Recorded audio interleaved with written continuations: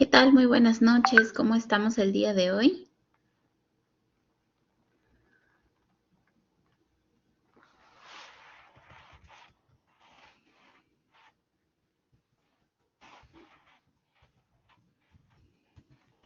¿Cómo estamos el día de hoy? Muy buenas noches. ¿Cómo van las clases? ¿Cómo se encuentran?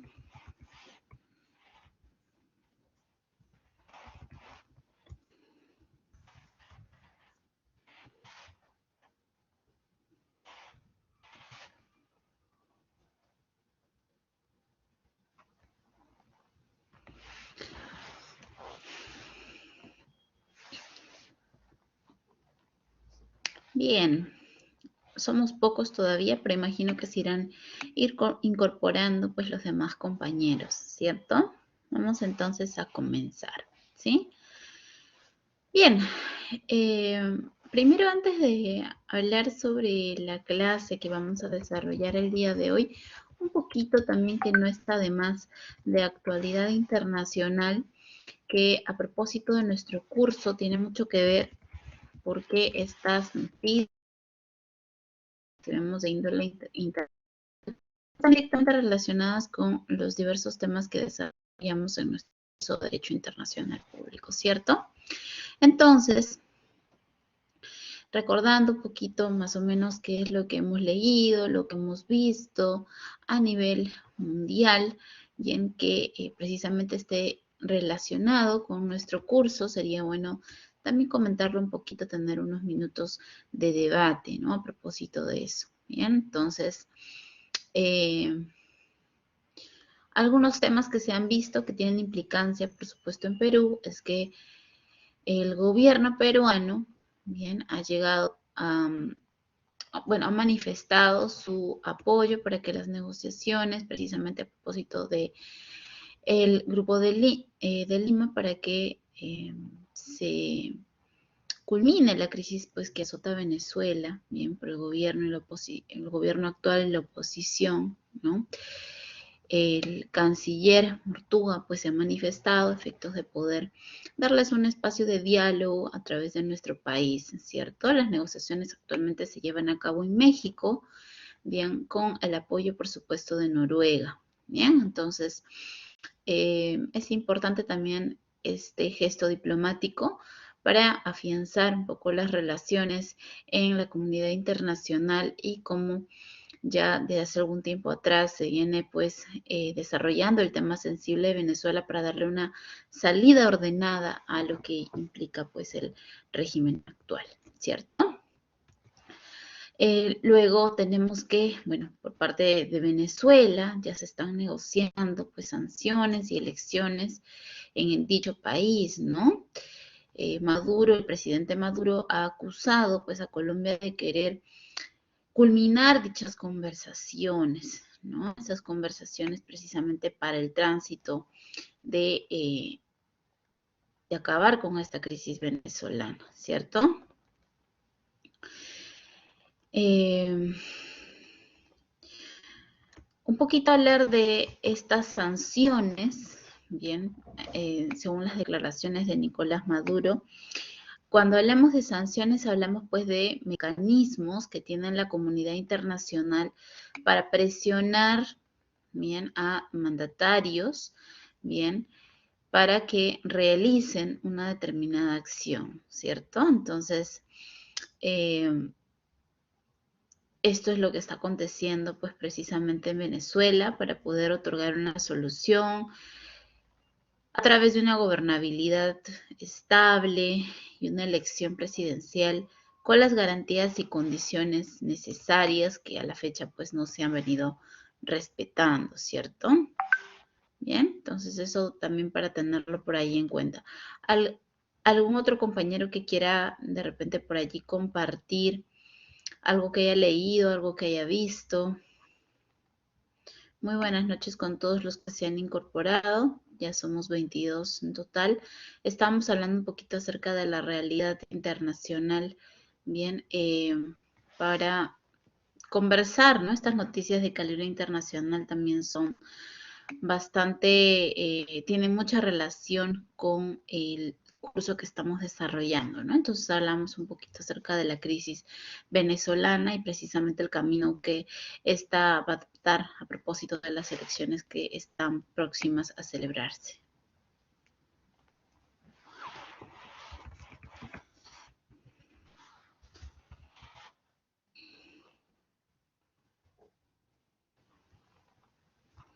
Buenas noches con todos, espero que se encuentren muy bien. Entiendo que están pues con el tema de los cursos, trabajando bastante duro, ojalá que todo les esté yendo bastante bien. Listo, entonces el día de hoy vamos a desarrollar la siguiente clase. De hecho, les he colocado un mensaje en anuncios del curso para que también puedan ir revisando cuáles son pues los objetivos, bien, que tenemos para la presente sesión y también una lectura adicional con la finalidad de que ustedes puedan complementar la formación que se está llevando a cabo a través de la siguiente sesión, ¿no? Entonces lo voy a abrir para que...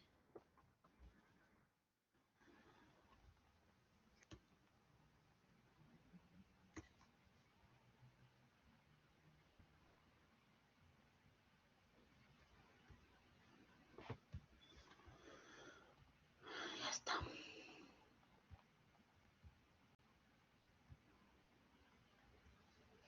Listo.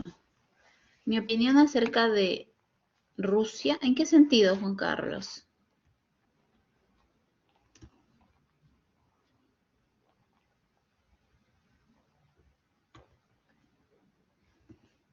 ¿Cuál es la pregunta específica? No comprendo bien. ¿Por qué no le afectan las sanciones a Rusia? Ok, recordemos nuevamente los conceptos básicos que hemos estado viendo a propósito de eh, las sesiones anteriores, ¿no? Estábamos hablando del concepto de derecho internacional y estábamos hablando también acerca de precisamente, y el día de hoy también lo vamos a ver, quiénes, bien, tienen la obligación de cumplir precisamente estas normas rigen la comunidad internacional, ¿bien?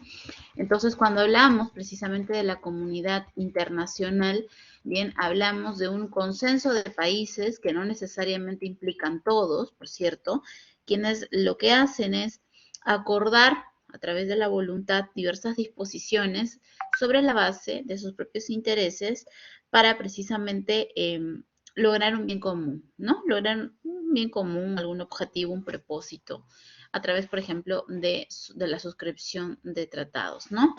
Nuevamente, no todos estos estados precisamente van a acatar las disposiciones que de ellos emanen, porque no necesariamente todos pues presentan los mismos intereses, ¿cierto?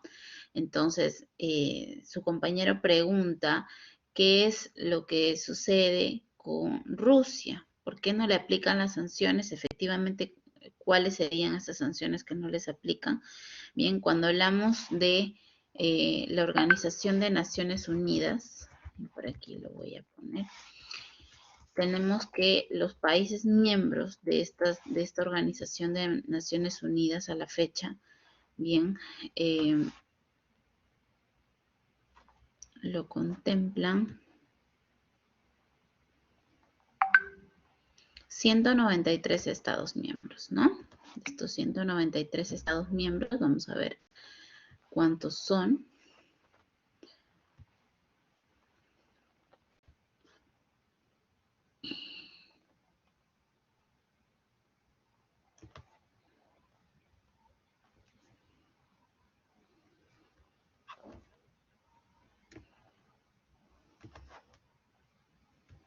Inicialmente se forjó con 51, ¿cierto?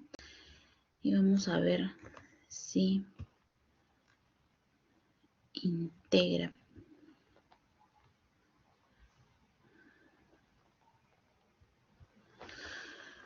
Bien, entonces tendremos, por ejemplo, que Rusia no se encuentra dentro de la Organización de las Naciones Unidas, ¿no? Y esto lo podemos encontrar aquí en los Estados miembros, bien, de la página oficial de las Naciones Unidas. Por lo tanto, si no soy parte de determinada agrupación, entonces no tendría por qué acatar las normas en materia internacional que de estas surjan, ¿no? Bastarían única y exclusivamente mis disposiciones internas, ¿cierto? Bien, entonces,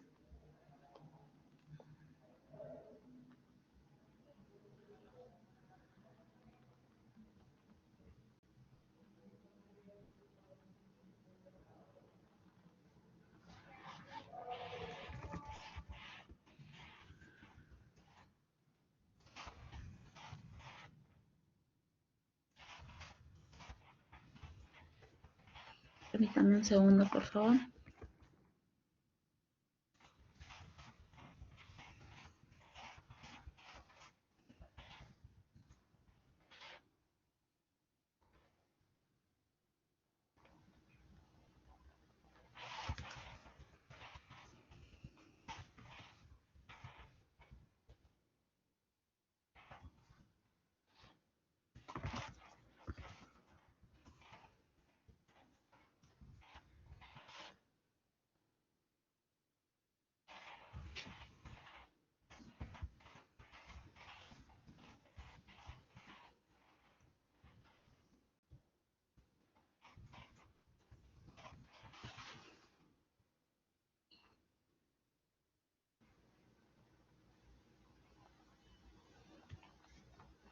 Bien, perdón, estaba buscando ingresar. Ya, ahora sí, ya subió el archivo, entonces vamos a proyectar. Bien, entonces el día de hoy vamos a desarrollar la siguiente clase. Bien, es el derecho internacional público y el derecho interno. Bien, entonces la pregunta que yo les hago a continuación sería, cuando hablamos de ambas disciplinas, el derecho internacional público y el derecho interno, ¿cómo éstas se relacionan? ¿Las normas de derecho internacional público pueden pasar al ámbito interno o ustedes creen que no? ¿Qué es lo que piensan? Los quisiera leer, por favor.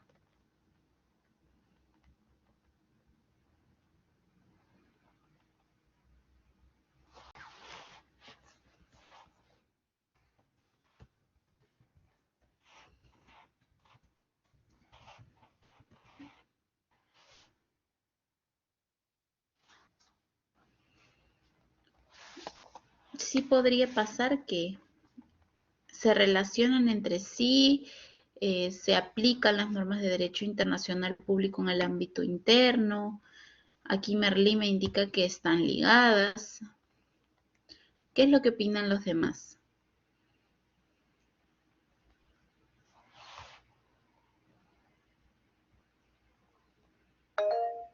Sí, adelante, por favor. Merlí, te escucho. Doctora, buenas noches. Buenas noches, Merlí. Considero que están ligadas toda vez que existen tratados y convenios internacionales, ¿no? Entonces, la Corte, por ejemplo, Interamericana hace respetar los derechos de todos los ciudadanos, hablando en el caso, por ejemplo, de todos los estados, ¿no? Tenemos, por ejemplo, el Pacto de San José, o conocido como el de Costa Rica, que pues ahí por ejemplo es un tratado que se hace respetar. Muy aparte, claro, nosotros tenemos nuestros propios, ¿cómo se dice? Nuestro propio derecho interno, cada estado internamente, ¿no? Tiene sus propias normas, pero yo considero sí que están ligadas, algunas de ellas están ligadas porque hay tratados de los cuales nosotros, de los cuales al estar el Perú vinculado con esos tratados, automáticamente tiene el Estado peruano que cumplirlo y hacer respetar, por ejemplo, el Estado peruano tiene que hacer respetar lo que dice, lo que él ha firmado a través de ese tratado, ¿no? Por eso considero, doctora, que sí están ligados. Sí hay un vínculo. No sé si estaré equivocada. Ok, aquí sus compañeros me dicen que mientras no alteren el orden interno, como es el caso de los delitos humanitarios, no porque cada país tiene sus propias normas internas, están vinculados básicamente a las normas emitidas por un Estado para regular derechos. Ok, hay opiniones diversas, bien, en la sesión de hoy y vamos a aclararlas precisamente a través de la clase, bien. Sabemos entonces que en los últimos años, bien, el derecho internacional ha tenido pues un auge, una expansión que ha impactado en las normas internas de los distintos estados, ¿no? Especialmente en sus constituciones, porque ha influenciado en las decisiones de sus máximos órganos judiciales encargados de interpretar y aplicar pues las normas jurídicas. Para poder comprender esta dinámica entre el derecho interno y el derecho internacional público, encontraremos dos doctrinas, ¿sí? Primero encontraremos a la doctrina dualista, ¿bien? Esta doctrina dualista, representada por Tripel y Ancelotti, establecen que el derecho internacional y el derecho interno son dos órdenes jurídicos diferentes y separados en cuanto al proceso de formación, contenido material y fuente de creación. ¿Qué implica esto? Que una norma internacional no puede ser directamente obligatoria en el orden jurídico interno, aunque los destinatarios, que han sido los estados, han prestado su consentimiento. Bien, como los órganos internos solo aplican las normas internas, para que un tratado internacional sea aplicable en el orden interno, tiene necesariamente que ser transformado en una norma interna a través de un acto del legislador. Como el tratado internacional se transforma en una norma interna, la norma posterior puede derogar o modificar la norma anterior. Bien, entonces aquí vemos que cuando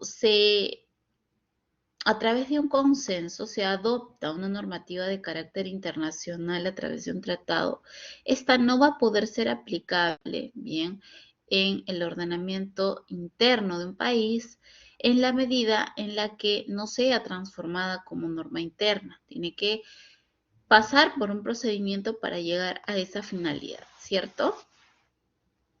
Mientras que por su parte la doctrina monista, cuyos representantes son Kelsen y Zell, bien, establecen que el derecho internacional y el derecho interno son un solo sistema. Existe una unidad entonces en el ordenamiento jurídico, ¿sí? Para Kelsen, las normas jurídicas encuentran su fundamento en una norma superior. Las normas se escalonan y la validez de cada norma depende de su conformidad con la norma de rango superior, ¿sí? Entonces, en la pirámide de Kelsen, que recordamos de nuestros primeros ciclos de instrucción, se encontraría la norma fundamental, ¿no? Que asegura precisamente la unidad y coherencia del ordenamiento jurídico. Como está en la cúspide, precisamente todas aquellas que están como base de esta cúspide, bien, la conforman y se encuentran alineadas a ella. El problema entonces reside en conocer si la norma fundamental es la norma internacional o la norma interna. En un primer momento, Kelsen la situó en el orden interno, pero en el año 1934 defendió la tesis que residía en el derecho internacional. ¿Bien? ¿Y esto por qué? Porque el derecho interno resulta ser un orden derivado del internacional y reconoce poder a los sujetos estatales para la creación de normas jurídicas. Esto en la medida en que la juridicidad y obligatoriedad del derecho interno depende de su conformidad con la norma fundamental, por lo que la competencia está formada por los asuntos que el derecho internacional deje precisamente competencia exclusiva del Estado. El monismo entonces será una posición coherente porque el Estado nunca va a poder desconocer internamente las normas que ha generado externamente. Estas son un reflejo de lo indicado por las normas generadas en la comunidad internacional, ¿no? A nivel exterior. Mi pregunta sería entonces, antes de llegar a la pregunta. La consecuencia jurídica precisamente de esta doctrina es la aplicación voluntaria del derecho internacional. Bien, entonces, la autoaplicación se va a llevar a cabo a través del Estado porque actúa externamente para crear la norma e internamente para aplicarla, ¿sí? Hay una coherencia entre lo externo y lo interno y en caso de contradicción se resuelve por la primacía del derecho internacional. Mi pregunta sería, ¿cuál doctrina consideran ustedes que el Perú se acoge, ¿no? A la cual el Perú se acoge. ¿La dualista o la monista?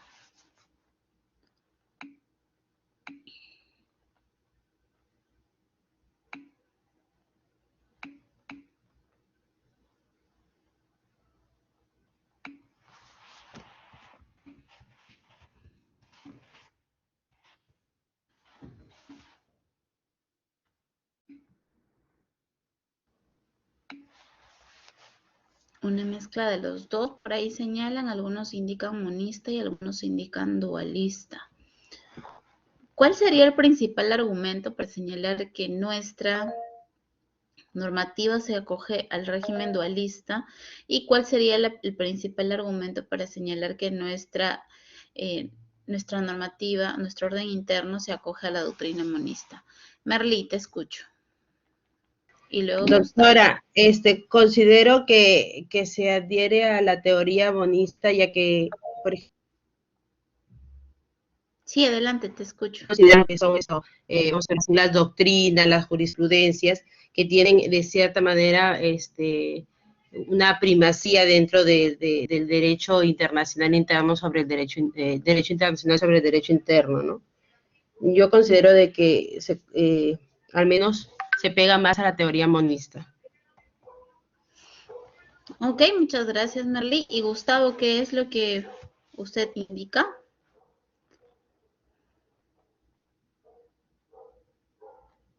Gustavo, lo escucho.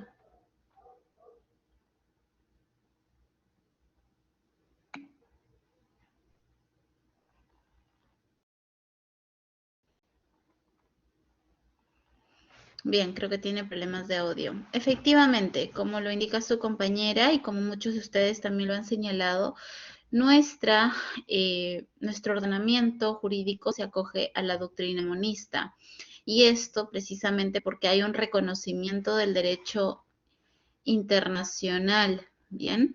Y este reconocimiento, ¿dónde lo encontramos, profesora? Este reconocimiento se encuentra entonces en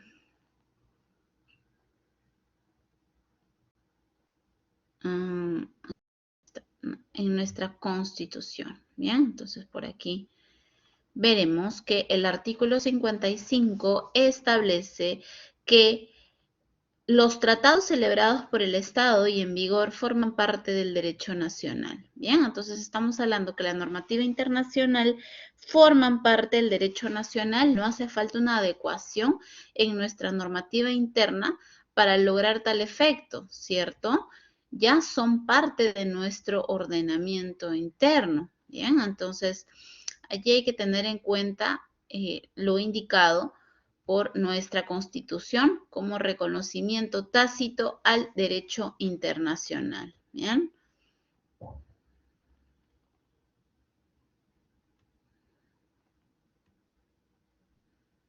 Listo. Entonces, ahora vamos a ver. Perdón, se colgó. Ay, aquí está. Listo.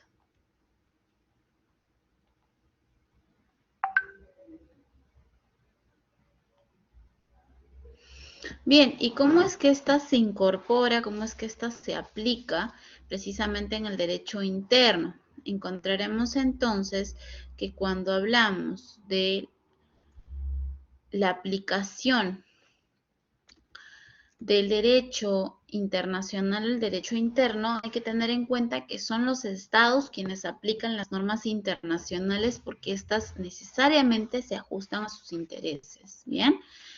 El 90% de las normas internacionales se podría indicar que cumplen, que son de obligatorio cumplimiento porque benefician los intereses de los estados. Nadie en su sano juicio va a suscribir un acuerdo o un tratado si éste lo perjudica, ¿cierto? Entonces, las normas en derecho internacional siempre resultan ser, pues, intereses comunes, ¿sí? El Estado, entonces, lo que va a hacer es acomodarse a esta famosa vertiente externa y a la famosa vertiente interna, porque hay una coherencia entre ambos ordenamientos, ¿no? El Estado tiene que ser coherente y tiene que hacer que los tratados internacionales se ajusten precisamente a los intereses internos del Estado, ¿bien? La eficacia entonces del derecho internacional va a depender en gran medida de que los ordenamientos jurídicos se adapten a las normas de derecho internacional y van a depender entonces de que estos propios estados, quienes son los creadores del derecho internacional, lo acepten. El derecho interno, entonces, no va a poder limitar y establecer el ámbito de regulación del derecho internacional. En derecho internacional, entonces, no existe un legislador internacional superior a los estados que establecen las normas, sino que son los propios estados quienes las generan, quienes las crean y quienes tienen que aplicarlas necesariamente, ¿no? Por allí alguien me acaba de hacer una consulta. Daniel, ¿te escucho? Profesora, buenas noches. Sí, Quería hacerle una consulta en relación a si nos podría dar un ejemplo en relación a la normativa, por ejemplo, donde el derecho internacional público con el derecho internacional interno, ¿no? Para tener de repente un esquema más claro en cuanto a la aplicación de la normativa, ¿no? En la relación que puede existir, pero llevándolo ya a normas tanto internas como de derecho internacional público. claro, por ejemplo, un tratado, bien, un tratado necesariamente tiene que pasar por un procedimiento que la ley establece para que se convierta precisamente en parte del ordenamiento interno, ¿cierto? Entonces, cuando hablamos de un tratado internacional, hablamos de que este es aprobado por el Congreso de la República y ratificado por el presidente de la República. Entonces, este tratado, por ejemplo, un tratado de libre comercio, bien, encontrará su razón de ser una vez aprobado y posteriormente ratificado, ser parte de la normativa interna y tendrá que aplicarse al momento de realizar eh, estas operaciones de comercio exterior junto con o teniendo como país, por ejemplo, de destino aquel con el que se suscribió el tratado, ¿no? Supongamos que, por ejemplo, hay un acuerdo de libre comercio con Brasil, donde hay, pues, precisamente tarifas arancelarias, beneficios arancelarios para tal fin, ¿bien? Como ya el tratado resulta ser norma interna, ¿bien? Porque ya es reconocido precisamente por nuestra Constitución, lo que se hace es dar cumplimiento al tratado, bien, sin problema alguno. Ese sería un ejemplo, no sé si por ahí quedó claro, Daniel, o hay todavía dudas. Sí, profesora. Quería Bien, agregar en relación, por ejemplo, si bien es cierto, existe un tratado de libre comercio, y yo quería saber cuál sería el papel en todo caso en un Estado, si bien es cierto, todo se canaliza a través del Poder Legislativo, pero hasta qué punto entra a tallar en un Estado o en el gobierno la Cancillería. claro, ok. La Cancillería es el representante del Estado en la comunidad internacional. Bien, entonces son aquellos portavoces quienes a través de los poderes que el Estado les otorga, y eso también lo veremos en su oportunidad, bien, va a poder cumplir diferentes funciones, diferentes roles de encargatura. Bien, entonces hay un grupo multisectorial cuando se realizan estas negociaciones, no es que pasa por, ok, entrego el tratado al Congreso y ya ellos lo aprueban sin tener expertise, sin tener experiencia sobre el tema, ¿no? Sobre el tema comercial, no, así no sucede en la práctica. De hecho, son los especialistas precisamente formados a través de la Cancillería peruana, quienes son parte de estas negociaciones, bien, quienes están presentes en los términos que se forjan para lograr este producto final que es el Tratado de Libre Comercio y presentar sus consideraciones y el texto en su conjunto, así como aquellos comentarios que sean necesarios a la comisión pues necesaria, a la comisión que del Congreso que vaya a evaluar dicho tema para luego someterlo pues a su aprobación y posterior eh, ratificación por parte del presidente, ¿sí? Entonces, vamos a ver cuáles son los tipos de poderes que se otorgan precisamente a aquellos que forman parte de la Cancillería, del Ministerio de Relaciones Exteriores, como es el caso del cuerpo diplomático, ¿bien? Pero en su oportunidad, mientras tanto, ya creo que les he dado el concepto necesario para poder entender la dinámica, ¿sí? Bien, Gracias, profesora. entonces,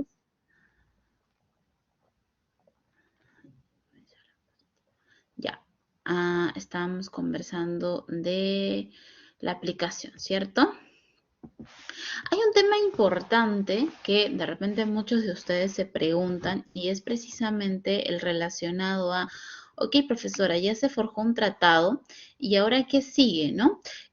¿Por qué los estados tienen necesariamente que cumplirlo, ¿no? Hay un postulado que es precisamente el de autoaplicación, que se refiere o que está asociado a una teoría, ¿no? La teoría de desdoblamiento funcional. Esto quiere decir que el Estado que participe con otros sujetos de derecho internacional en la elaboración de normas, porque ya hemos aclarado que no existe un órgano legislativo en la comunidad internacional, sino que son los mismos Estados quienes elaboran precisamente el contenido de los tratados que a través de su voluntad van a ser pues suscritos por ellos. Bien, es el mismo que debe aplicar internamente la norma que ha creado. Es decir, si yo participo en la elaboración de una norma, entonces, como yo sé cuáles son los términos, sé cuáles son las reglas de juego, yo voy a aplicar necesariamente en mi territorio, en el ámbito interno, la norma que he decidido crear, ¿sí? Porque yo he sometido esta voluntad, ¿bien? En mi calidad, en mi condición de Estado, ante la comunidad internacional y por eso la aplico en el ordenamiento interno, ¿bien? Entonces, el principio de supremacía del derecho internacional va a establecer precisamente que las obligaciones asumidas por un Estado en virtud de las normas internacionales priman sobre las obligaciones asumidas que se establecen en el derecho interno. Y esto concuerda con lo dispuesto en el artículo 27 de la Convención de Viena, la cual establece que una parte no podrá invocar las disposiciones de su derecho interno como justificación del incumplimiento de un tratado. Bien, entonces tenemos que no se puede tomar como excusa que estas normas de carácter internacional atentan contra mi derecho interno si yo he participado en la elaboración de dichas normas, ¿cierto? Ahí vamos viendo el sentido y vamos viendo la lógica que se establece precisamente en la comunidad internacional. Bien, el siguiente punto que vamos a desarrollar entonces es el de la jerarquía, la aplicación de las normas internacionales en los ordenamientos internos desde una perspectiva comparada, ¿bien? Los legisladores entonces pretenden regular las relaciones entre el derecho internacional y el derecho interno, ¿no? Puntualizando cómo se integran estas normas internacionales, o sea, cuáles son los mecanismos para precisamente adoptarlo a mi normativa interna y qué eficacia tienen en su legislación. Vamos a ver los siguientes casos, ¿sí? Para esto voy a necesitar la ayuda de los siguientes estudiantes que van a leer tanto el precepto de la Constitución alemana, italiana y francesa. Primero voy a llamar a la señorita Elizabeth González para que me ayude con la Constitución alemana. Luego pasaré con la señorita Gladys Wilka para la Constitución italiana y finalmente al señor Miguel Guamaní con la Constitución francesa. Bien, empezamos entonces. A ver, Constitución alemana. La Constitución alemana, en su artículo 25, proclama la adopción automática del derecho internacional general. Las reglas generales del derecho internacional público son parte del derecho federal. Tienen primacía sobre las leyes y crean directamente derechos y deberes para los habitantes del territorio federal. Ok, perfecto. Que continúe, por favor, la señorita que indique. Constitución italiana. La Constitución italiana, en su artículo 10, declara que el ordenamiento jurídico italiano se ajustará a las normas de derecho internacional generalmente reconocidas.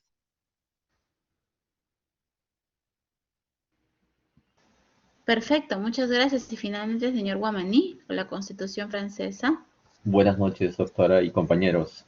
Constitución francesa. La Constitución francesa, en su preámbulo, dice que la República, fiel a sus tradiciones, se conforma a las reglas del derecho público internacional. Bien, perfecto, muchas gracias. Entonces, ¿qué es lo que tenemos a continuación? ¿Cuál es la similitud que vemos en estos preceptos señalados en estas constituciones europeas? ¿Qué consideran ustedes?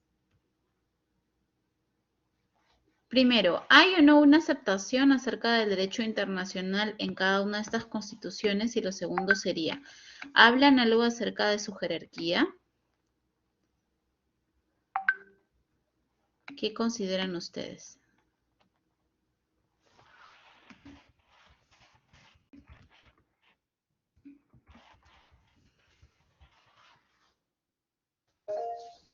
Sí, adelante, escucho, Daniel. De los tres conceptos que se han leído, bueno, me parece que la Constitución alemana le da un énfasis de primacía, ¿no?, sobre las leyes en relación a las leyes de los derechos y deberes, que si bien es cierto en la Constitución italiana lo menciona, pero lo hace como un complemento, ¿no? Y en la Constitución francesa también lo relaciona, ¿no? Le da un énfasis más que todo aceptándolo, por decir, la normativa, pero en la Constitución alemana me parece que como que le dan una primacía más sólida, por decirlo de una manera. Gracias. Adelante, Elizabeth, y luego...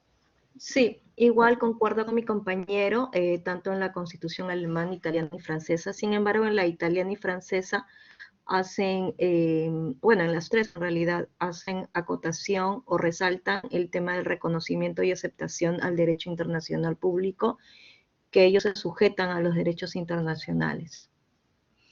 Así es, en efecto. Precisamente estos extractos de las constituciones, a ver, por ahí, Carlos, te escucho. Sí, doctora, una consulta. En la Constitución alemana indica que el derecho... ¿Me están escuchando? ¿Me está escuchando? Sí. Ya. En la Constitución alemana indica que tiene primacía sobre las leyes y crean directamente derechos para los habitantes. Mi pregunta es, ¿eso quiere decir que el derecho internacional, o llamemos, o las leyes o reglamentos de derecho internacional, prima sobre las leyes constitucionales de Alemania, por ejemplo, de ese país? Así es, hay un reconocimiento, como podemos ver, por parte de la Constitución alemana, ¿no?, sobre las leyes de derecho internacional, precisamente relacionados con esta doctrina monista que hemos visto, ¿no? Esta doctrina monista establece que el derecho interno básicamente es producto del consenso internacional, ¿no? Es este acuerdo de voluntades que emana de los estados se ve reflejado necesariamente en la normativa interna, por lo que se reconoce expresamente su primacía, bien, frente a los ordenamientos jurídicos internos. Sí, Gustavo, te escucho. Doctora, por ejemplo, yo creo que ahí en las tres constituciones le da primacía, ¿no?, al derecho internacional público, ¿no? Si bien es cierto en la Constitución italiana y francesa no está tácitamente expresado, pero, o sea, desde que te acoges ya al derecho internacional, o sea, tienes que darle ya la supremacía, ¿no? De lo contrario, o sea, una ley interna, una constitución que contravenga una ley internacional, o sea, no tiene sentido ya, o sea, acogerse, ¿no?, al derecho internacional, ¿no? Claro, en este vemos que en caso, este caso muy puntual de la normativa pues internacional de este derecho comparado en los países de Alemania, Italia y Francia, lo que hacen es reconocer una adaptación pues automática de estos ordenamientos jurídicos internos al derecho internacional general, ¿no? Como hemos visto, son normas declarativas que tienen un reconocimiento expreso, ¿no?, a las que sus estados se ajustan en materia internacional, ¿cierto? Con relación a la jerarquía, aquí no se prevé específicamente, ¿no? Se le da el mismo rango jerárquico que los tratados en el ordenamiento jurídico, ¿bien? Entonces, me parece que el único caso diferenciador era la Constitución alemana, ¿no? Donde sí se establece claramente que hay una primacía sobre las leyes a diferencia de la italiana y la francesa. Bien, vamos entonces a seguir con la misma dinámica, pero sí, Daniel, te escucho. Te escucho, Daniel. Sí, profesora, quería comentar algo que, bueno, que en algún momento he podido notar a veces en los países, por ejemplo, que tienen de una u otra forma, por decir, conflicto internacional. Por ejemplo, hablamos de Venezuela, ¿no? De países como Venezuela y quizás una Cuba, por decirlo de una manera, que muchas veces ellos manejan su normativa, muchas veces muy diferente en relación a los países que en general están siempre formando parte de una misma línea política, ¿no? Y creo que en algún momento estos países pueden transgredir o pueden de repente hacer caso omiso a esta normativa internacional. ¿Cómo se maneja o cuál sería el concepto que usted tendría en relación a estos países si lo llevamos un poco al análisis de las constituciones internacionalmente, ¿no? A ver, respondiendo a tu pregunta, primero recuerden que los estados tienen un concepto que los diferencia, bien, y que les otorga precisamente la condición de tales, ¿no? Que es el de soberanía. Parte de esta soberanía hace que yo pueda acudir a la comunidad internacional para decidir asuntos que necesariamente van a reflejar los intereses que tengo como Estado, porque esto es esencialmente el derecho internacional público, ¿no? El derecho internacional público es, en buena cuenta, un ajuste de intereses. Yo voy a suscribir un convenio, un contrato, un acuerdo, ¿bien? O la denominación que mejor se ajuste, porque me voy a beneficiar a consecuencia de este, ¿no? Como bien sabemos, hay diferentes corrientes económicas que rigen a los países, a los estados soberanos, ¿no? Y precisamente puedo yo de repente no acogerme a las disposiciones internacionales porque van en contra de mis disposiciones, ¿no?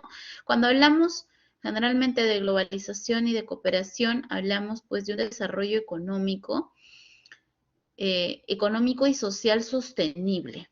¿Qué quiere decir esto? Quiere decir precisamente que este desarrollo económico no debe ser aislado, no solo para un grupo de personas, sino para toda la sociedad en su conjunto, ¿no? Y sostenible, pues precisamente porque este debe perdurar en el tiempo y siempre respetando los derechos fundamentales y los principios que están bastante relacionados a estos, ¿no? Cuando existen países que no son parte de la comunidad internacional por propios intereses y no se integran a esta comunidad, bueno, pues primero, en principio, no tendría por qué afectar al resto. El tema es que ningún Estado para poder sobrevivir puede tener una economía aislada, ¿cierto? No existe economía aislada porque hay recursos que pertenecen a cada territorio y por tanto estos acuerdos siempre van a estar ligados a un tema bastante económico, ¿sí? Un tema económico, un tema de desarrollo económico. Si yo no soy parte de esta comunidad internacional, frente al mundo, voy a poder imponer de repente los precios que yo establezco, pues pertinentes, voy a poder señalar por ahí a quienes les vendo y a quienes no. Voy a poder también indicar en qué cantidad vendo y en qué cantidad no. Y si solamente el recurso me pertenece y soy exclusivo dueño, soy exclusivo propietario de este recurso, bien, los demás se van a tener que someter a mis disposiciones, ¿no? Eso sería la consecuencia pues directa de que un Estado no se integre a una comunidad internacional, ¿bien? El tema de sus recursos y su oferta al mercado. Ahora, claro está, también es cierto que yo no soy el único Estado que produce todo cuanto necesito para sobrevivir. Siempre voy a necesitar de precisamente la producción de otro Estado, ¿no? Y este intercambio cada vez se hace pues más común y viene de, como lo hemos visto en diversos antecedentes años atrás, ¿no? Y allí es el problema precisamente, ¿no? Cuando yo quiero imponer mis reglas, pero al momento de abastecerme también voy a tener el conflicto de no saber cómo poder realizar las operaciones de comercio necesarias porque no entro en consenso, ¿no? Y pues allí habría una afectación, pero esencialmente quien se va a afectar es el Estado quien no considera ser parte de este acuerdo, bien, en materia económica, por de repente no ajustarse a los principios que maneja su normativa interna, por no ajustarse a estas doctrinas económicas que también maneja su normativa interna. Bien, y va a existir de alguna u otra manera este tipo de presiones, como lo dije en la clase inicial, porque si bien es cierto, hay un paso atrás en cuanto al caso Venezuela, pero también existe todavía una presión social para sacarlo de esta crisis, ¿no? Para sacarlo de esta crisis que vemos se mantiene en el tiempo y tiene pues un estado bastante débil, un estado económicamente mermado, ¿bien? Y que resulta necesario reflotar, no solamente porque sea parte de un espacio geográfico interesante, sino porque los recursos que se encuentran en él también lo son, ¿no? Entonces, ese sería mi comentario, estimado Daniel, en relación a tu pregunta, ¿bien? Muchas Bien, gracias, profesora. entonces, gracias. Conociendo la posición de los ordenamientos internos respecto al derecho internacional convencional, vamos a tener también 3 ejemplos para poder determinar cómo esto se ajusta a esta adecuación de la normativa internacional al derecho interno. Me ayuda, por favor, con la Constitución francesa Delia Linares, luego Eduardo Aredo y finalmente Gladys Barbosa.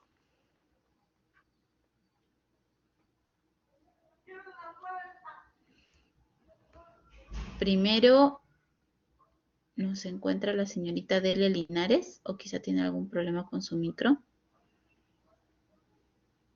El señor Cristian Postillón.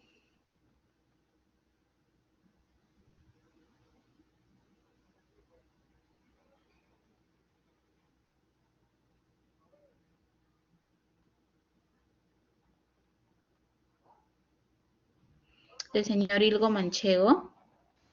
El señor Iván Vázquez. Profesora, Johnny Llanos.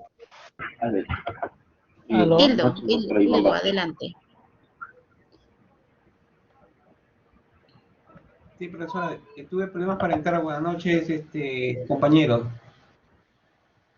Sí, adelante, te escuchamos con la Constitución francesa. Ya, Constitución francesa, sistema monista. Dice, la Constitución francesa dice que el tratado tiene una autoridad superior a la de la ley interna francesa y que pueden ser aplicados dentro del ámbito interno una vez que hayan sido ratificados o aprobados y publicados. La posición del ordenamiento jurídico francés es monista, aunque moderada al exigir la publicación para la reflexión en el derecho interno, y se proclama la primicia del tratado sobre la ley francesa, anterior o posterior. En caso de conflicto, las autoridades administrativas y judiciales están obligadas a dejar de aplicar las leyes anteriores o posteriores que contradigan un tratado. Gracias. La Constitución holandesa, por favor, la señorita Gladys. sí, profesora. A ver. Constitución holandesa. La Constitución holandesa establece un sistema dualista moderado. La recepción del derecho internacional convencional en el derecho neolandés se hace mediante la transformación en ley interna. El traslado tiene fuerza superior a la ley. Si bien el tratado tiene fuerza superior a la ley. Gracias. Y finalmente, Eduardo Aredo. Constitución italiana, sistema dualista. Sin embargo, la Constitución italiana establece un sistema dualista. La recepción de los tratados en el orden jurídico italiano exige el procedimiento de orden de ejecución del tratado que opere adatamento o transformación del tratado en una norma jurídica interna. Luego, el tratado tendrá el rango de ley, si el objeto del mismo es competencia del Parlamento o de decreto, si la materia es competencia del Ejecutivo. Esto implica que puede derogar normas internas de igual rango que le sean incompatibles, pero también puede sufrir derogaciones por normas posteriores de igual rango. Ok, muchísimas gracias. Leyendo entonces los preceptos de la Constitución francesa, holandesa e italiana, bien con sus respectivos sistemas, ¿cuál creen ustedes que se asemeja al del Perú? ¿O a cuál nos asemejamos nosotros? ¿Ratifican su posición de sistema monista o algunos dualista? Me parece que se usa el sistema monista, doctora. Así es, efectivamente, muchas gracias. A la francesa, ¿no? Porque vemos que el tratado, bien, tiene un rango superior al de la ley, ¿no? Y son aplicados al ámbito interno cuando estos han sido ratificados o aprobados, ¿cierto? Bien, y también complementando la información que acabamos de indicar, cuando hablamos entonces de la jurisprudencia internacional, hay que tener en cuenta que existe una primacía del derecho internacional, ¿no? Todo Estado está obligado a respetar sus compromisos internacionales como miembro de la comunidad internacional y por ende no puede vulnerar las normas de derecho internacional justificándose en el amparo de una norma de su derecho interno, ¿no? ¿Esto qué quiere decir? Precisamente ante algún conflicto, las partes acuden a los tribunales internacionales para darle la solución respectiva, ¿no? La jurisprudencia internacional nos habla de esta primacía del derecho internacional que resulta fundamental porque lo que se busca es que esta constituye también una fuente del derecho internacional, ¿cierto? Y que ningún Estado puede justificar, puede excusarse de dar cumplimiento a una normativa de derecho internacional porque atenta contra su derecho interno, ¿bien? Bien, muchas gracias por su participación. Ahora vamos a desarrollar, pues, el caso práctico de la Unión Europea. ¿Cómo consideran ustedes que se aplica el derecho interno a la Unión Europea? Primero quisiera preguntarles, ¿qué conocen acerca de la Unión Europea? ¿Qué cosa es la Unión Europea? ¿Qué recordamos? Sin necesidad, por favor, de buscar por ahí, sino, ¿qué es lo que recordamos de la Unión Europea?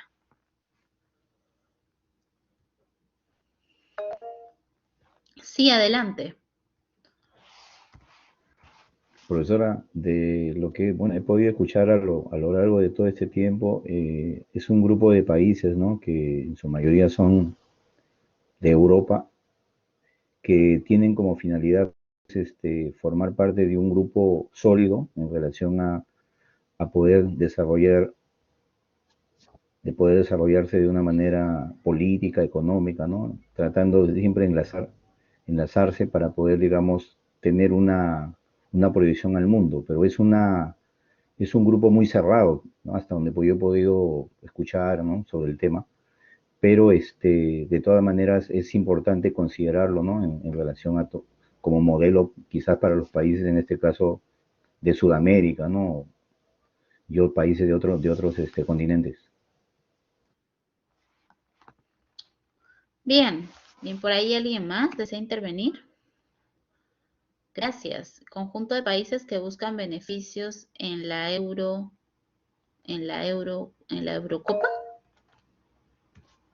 Christopher, te escucho. Lo que sé de la Unión Europea es que son un conjunto de países que han hecho como tratados entre todos ellos, como una comisión, tipo algo así, donde todos se someten a justamente el pacto que hacen entre todos, y justamente eso también hace un cambio en lo que es en su economía, en otras cosas que, temas como fronteras, ya no, porque supuestamente es como otro grupo que se encuentra acá, creo que es la región andina, algo así, no me acuerdo muy bien, que justamente el paso de fronteras entre países ya no es tan complicado, solo pasas con tu DNI. Lo mismo pasa ahí está, Pacto Andino creo que es, ajá. Entonces, lo mismo pasa con la Unión Europea en lo que es la zona europea, y es por eso que, por ejemplo, no sé si escucharon del caso de Brexit, que pasó con Londres, ha causado justamente ese problema, porque ya no puede pasar a ese país, ya no puede salir, ya no es tan fácil y ha aumentado los costos, porque al poder todos los países estar unidos en ese grupo, hace que sea más fácil el acceso a muchas cosas de costos de alimentos, todo lo que fletes, porque ya no tienes que pasar fronteras cada frontera. Entonces, como que eso facilita bastante el comercio entre ellos, ¿no? A eso es lo que... Ok, muchas gracias. Sí, a ver, la última intervención de Juan Carlos. Te escucho.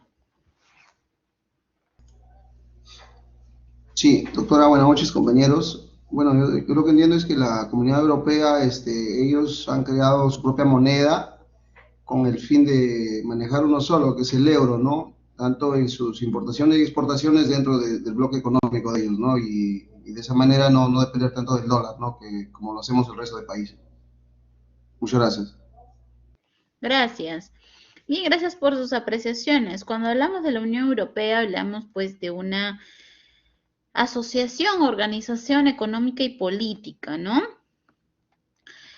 Que fue conformada, pues inicialmente o tuvo sus orígenes allá por el año 1950 y actualmente se encuentra conformada por 27 países precisamente de la región, ¿no? De Europa. ¿Qué es lo que pasa con estos países? Delegan a esta unión parte de su soberanía para consolidar instituciones comunes y que a través de estas se tome democráticamente decisiones sobre asuntos de interés común. Es como, en buena cuenta, una comunidad internacional, pero más pequeña, ¿no? De una región, en este caso, la europea. Bien, esta Unión Europea se ha ampliado varias veces, básicamente por un tema de intereses. Comenzó, como les dije, con 6 estados, siendo Croacia el último que se integró en el año 2013 y como bien lo indicó su compañero, la salida del Reino Unido en el año 2016 que se hizo efectiva en el 2020. ¿Bien? Entonces, esto nos deja un total de 27 países. ¿Cómo es que funciona esta Unión Europea? ¿Cómo se lleva a cabo? Bien. Existe pues un Consejo Europeo que reúne estos líderes nacionales para establecer los principios, prioridades generales de la Unión Europea, ¿no? Diputados del Parlamento Europeo que son elegidos por la ciudadanía y los representan, la Comisión Europea que está conformada por miembros a través de los gobiernos nacionales y promueven sus intereses, ¿no? Y el Consejo de la Unión Europea, donde se representan a los Estados miembros a través de sus ministros, ¿no? Junto con el Parlamento Europeo, lo que van a hacer es tener funciones legislativas y presupuestarias, ¿sí? Perdón. Entonces, es importante conocer cómo se lleva a cabo la aplicación del derecho en la Unión Europea, al ser un caso particular, ¿no? Hay dos tipos de fuentes, por llamarlo así, la primaria y la derivada, ¿bien? El derecho primario lo van a constituir los tratados que fundamentan las acciones de la Unión Europea. Como ya sabemos, los tratados resultan ser acuerdos vinculantes, ¿cierto? Entre los países miembros donde se van a establecer pues objetivos, propósitos, normas aplicables para la toma adecuada de decisiones, ¿bien? Mientras que por su parte el derecho derivado nace de los principios y objetivos que se establecen en los tratados. Este está compuesto por reglamentos, directivas y decisiones. ¿Bien? Cuando hablamos de reglamentos, hablamos entonces de los actos legislativos vinculantes que se aplican en toda la Unión Europea desde su publicación. Cuando hablamos de directivas, hablamos de actos legislativos que establecen objetivos que todos los países que conforman la Unión deben cumplir, ¿no? Sin embargo, se les otorga a cada país la facultad de elaborar sus propias leyes sobre la base de estos objetivos planteados, ¿no? Tomando como precepto estas directivas, precisamente. Y por su parte, las decisiones que resultan vinculantes para algunos destinatarios concretos, es decir, países de la Unión Europea, y son automáticamente aplicables, ¿bien? Cuando hablamos precisamente de la toma de decisiones en la Unión Europea, hablamos de un procedimiento legislativo de carácter ordinario, ¿bien? ¿Y esto con qué finalidad? Precisamente a lo que se detalla en la pregunta, ¿no?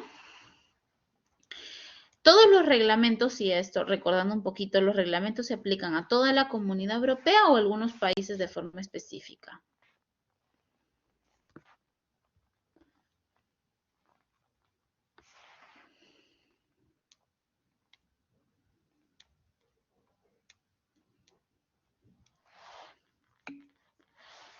¿Se aplica de forma específica o a todos los países de la Unión Europea?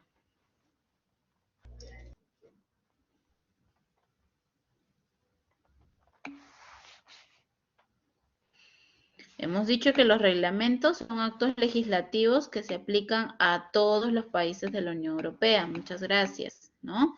Entonces, todos los reglamentos, bien, que precisamente son ley dentro de la Comunidad Europea, tienen alcance general, ¿no? Entonces, su obligatorio cumplimiento es aplicable por cada Estado miembro. Se publican en el Diario Oficial de la Comunidad Europea y entran en vigor en la fecha que se ha establecido, ¿bien? El reglamento, entonces, lo que hace es introducirse automáticamente en el derecho interno y aplicarse directamente y tener un efecto directo. Y ojo con esto, va a prevalecer sobre toda norma jurídica interna. Por eso dije que es un símil a lo que ocurre en la comunidad internacional, ¿bien? Se somete entonces a un único y exclusivo control jurisdiccional en cuanto a su validez y su interpretación por el Tribunal de Justicia de la Comunidad Europea.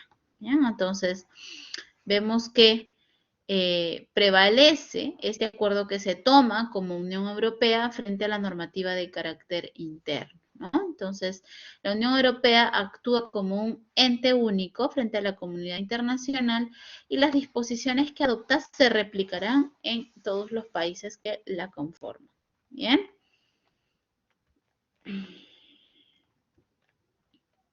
¿Hasta aquí alguna pregunta?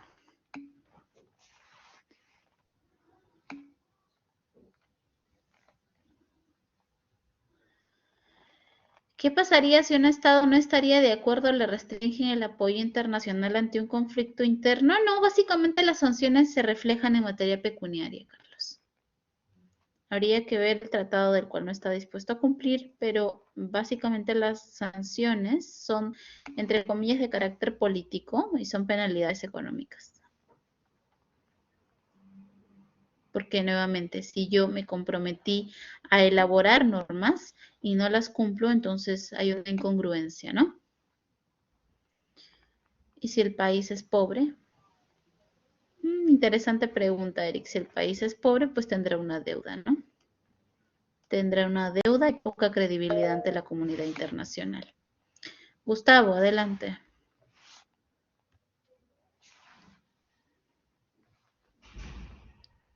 Gustavo, te escucho.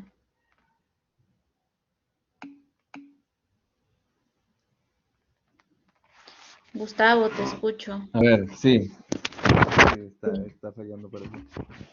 Mire, bueno, es una consulta específica, por ejemplo, yo creo que un acuerdo de la Unión Europea es la utilización del euro, ¿no?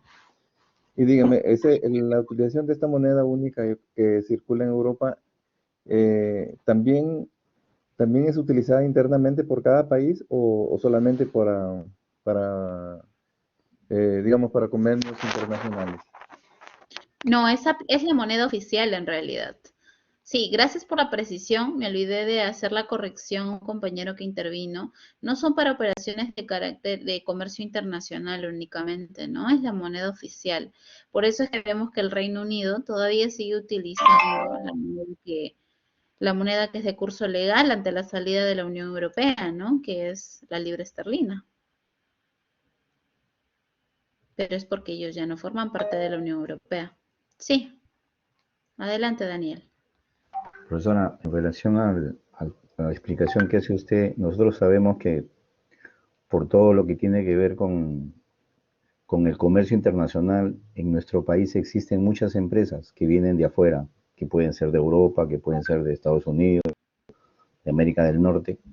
En cierta manera, ¿cómo se refleja en estos tratados internacionales, por ejemplo, la diversidad de monedas, ¿no?, que podemos nosotros encontrar? Porque no solamente vamos a encontrar el dólar, también tenemos que en el país existe el euro, ¿no?, y otro tipo de monedas que de repente puede ser en este caso del Japón o de Corea, ¿no?, que quizás no se vislumbra mucho, no se publicita mucho, pero son monedas que de una u otra manera están dando o están circulando en nuestro país, ¿no?, por empresas que existen, que son representantes, que han llegado al país y que representan, digamos, a una cantidad de países que realizan actividad comercial. Ya, ok, listo. Mira, para empezar, todos los tratados no versan única y exclusivamente sobre materia económica, pero si de eso se trata, recuerda que las operaciones que se realizan entre estos países que precisamente involucran operaciones de comercio en diferentes localidades, bien, la divisa por excelencia es el dólar. Bien, ¿y esto por qué? Esto porque es una divisa pues estable, sin embargo, bien, pueden existir algunos tratados de libre comercio que se realizan en espacios geográficos completamente distintos, por ejemplo, que involucran a la región asiática, donde en estos también se podrá considerar las divisas particulares que también tienen solidez en el entorno mundial, ¿no? No es que únicamente se tenga que apreciar el dólar. Claro está, no es lo mismo hablar de un yen, por ejemplo, de una economía desarrollada como lo es Japón, que hablar del sol, por ejemplo, ¿no? Donde nuestra economía latinoamericana no es ni siquiera una de las más importantes en la región.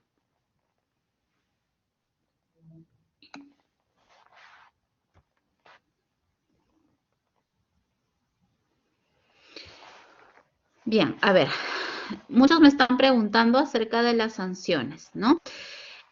El día de hoy no estamos hablando acerca de las penalidades de un tratado internacional. Es importante también dar respuesta a esto y ya lo acabo de decir, ¿no? Las sanciones son diversas, no tienen necesariamente que ver con conflictos armados, con retiro de apoyo, bien, y les dije que básicamente o esencialmente resultan ser pecuniarias, ¿no? Hay regímenes diferenciados, y en el caso muy puntual de la Unión Europea, bien, que habla de medidas relacionadas en el marco de las Naciones Unidas, aquellas que se adoptan de forma complementaria para de repente ampliar las medidas tomadas por el Consejo de Seguridad, y aquellas que se aprueban por iniciativa propia de la Comunidad Europea inclusive, ¿no? Entonces, ¿por qué uno firma el tratado? Bueno, firma el tratado nuevamente porque estoy realizando un intereses, ¿bien? Entonces, yo voy a suscribir un tratado porque de hecho hay un propósito que yo como país, como Estado soberano, quiero realizar en consenso con la comunidad internacional, ¿no? Eso es lo que les tengo que decir por el momento. Por ahí me preguntan acerca del dinero recaudado de las penalidades, Soledad. Gracias por la pregunta, pero esta todavía no está acorde a lo que estamos desarrollando el día de hoy. Estamos hablando de cómo se aplica el derecho internacional en el ordenamiento jurídico interno. Bien, no estamos hablando de penalidades, vamos a desarrollar una clase que con tratados internacionales y qué pasa ante un eventual incumplimiento, ¿cierto? Aquí estamos hablando esencialmente del principio de supremacía del derecho internacional, ¿no? Donde no hay justificación sobre mi normativa interna para incumplir el tratado del cual me estoy precisamente acogiendo, ¿no? Y del cual he sido partícipe para su elaboración inclusive, ¿bien? Bien, entonces, agradezco muchísimo su participación. Bien, se me fue el audio, ¿me pueden escuchar? Hola, hola. No me... Hola. Hola.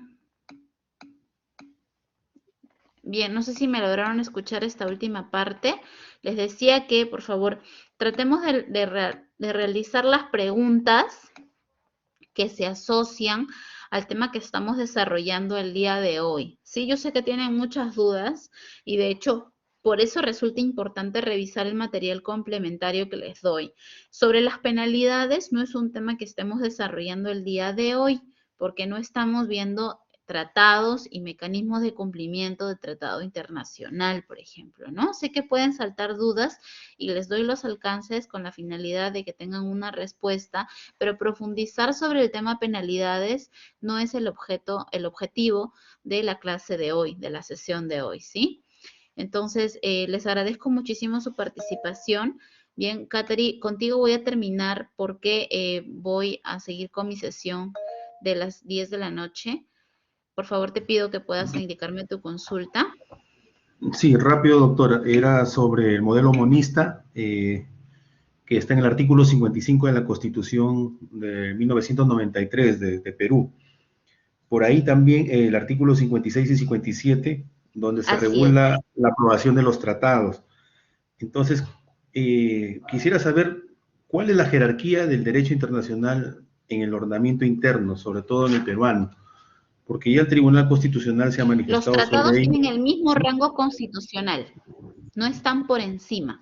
Los tratados tienen el mismo rango constitucional que nuestra norma suprema. Entonces solo van al Congreso para su aprobación o ratificación, ¿no? Así es, exacto. Van al Congreso para su aprobación y a través del presidente su ratificación, pero tienen el mismo nivel que la Constitución, tampoco están por encima de ella. Gracias, doctora. No, no hay por qué. Por allí me preguntaron. ¿El tema ingresa a lo de la T1? Sí. Gracias por hacerme acordar, esto me estaba olvidando. Tenemos entonces nuestra actividad calificada el día de hoy, esta semana, ¿no? El plazo máximo para poder realizarla es el día lunes 13 a la 1 de la tarde. Por favor, tengan presente ello, ¿sí? El sistema solamente va a aceptar a aquellos que ingresan hasta la 1 de la tarde el día 13. Luego de eso, la calificación será de 0. Entonces, no es que no quiero calificarlo, sino que el sistema ya está diseñado para que todas aquellas entregables fuera de ese plazo no sean recibidos. Bien, entonces, por favor, tomen sus precauciones. Es un cuestionario de 20 preguntas que trae consigo los temas 1, 2, 3 y 4 que se han visto en las 4 primeras semanas del curso. ¿Sí? Gladys, ¿me estás consultando algo más? Sí, doctora, estoy hace rato levantando la mano y me parece...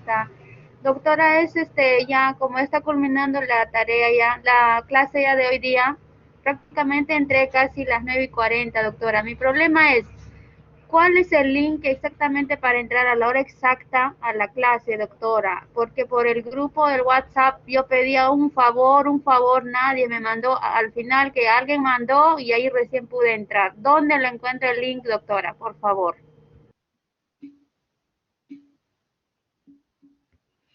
Gladys, los links se encuentran en la sección de videoconferencias del curso. Bien, para poder también ayudarlos, voy a colgarlo en la sección de anuncios y refrescarles cada semana por dónde deben ingresar. Pero recuerden que en la sección Mis videoconferencias ustedes ubican los links, no hay necesidad de pedirlos a través del grupo de WhatsApp, ¿sí? Entonces lo voy a poner también en la sección de anuncios. Deme un segundo, por favor. Gracias, doctora, le agradezco.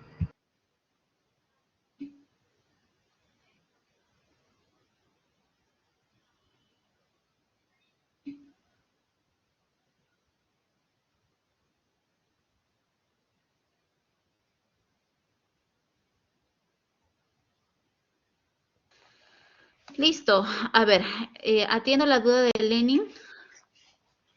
Sí, doctora, ¿cómo estás? Buenas noches. Una consulta. Para los cursos, perdón, para la T1, ingresa todo lo que está en el Word y las lecturas que están colgadas ahí, ¿no? Adicionalmente también ingresa sus PPT que usted envía.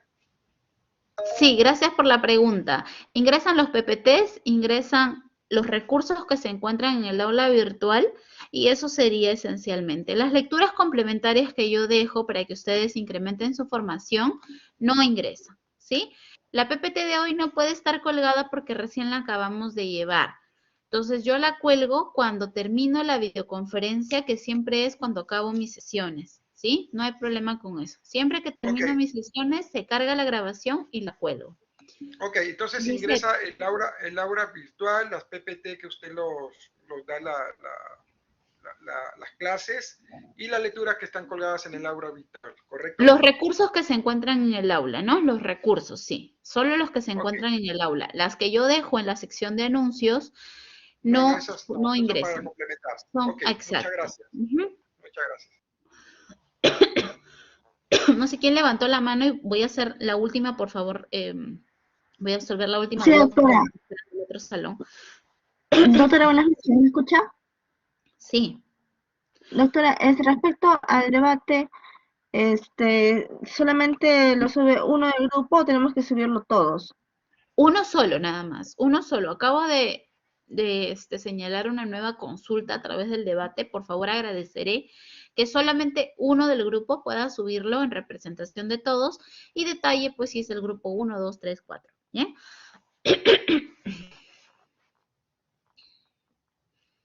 Bien, muchísimas gracias por su atención. Que tengan una excelente noche. Voy a colgar la diapositiva y también la grabación del curso apenas culmine con la otra sesión. Gracias.